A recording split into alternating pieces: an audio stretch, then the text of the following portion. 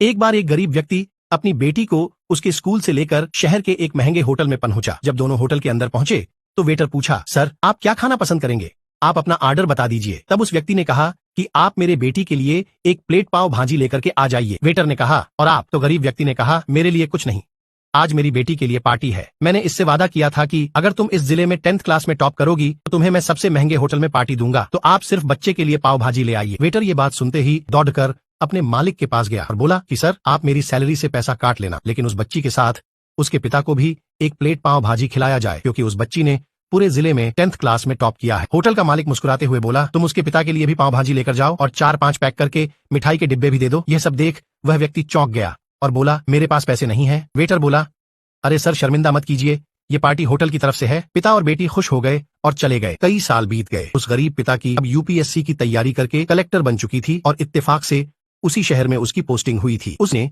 उस होटल में सूचना पहुंचा दी कि मैं उस होटल में लंच करने के लिए आ रही हूं। कलेक्टर होटल पहुंची। कलेक्टर ने होटल के मालिक से कहा कि शायद आप मुझे पहचाने नहीं, हम वही पिता पुत्री है जो कि हमारे 10th क्लास टॉप करने पर आपने मुझे पार्टी दी थी। आपने उस दिन जो पार्टी दी थी मुझे बताया कि मुझे कितनी और ऊंचाई तक पहुंचना है। यह कहानी हमें सिखाती है कि कभी भी किसी गरीब का मजाक मत उड़ाना, हो सके तो उसकी मदद करना, और अगर मदद ना कर सको तो उसका मजाक मत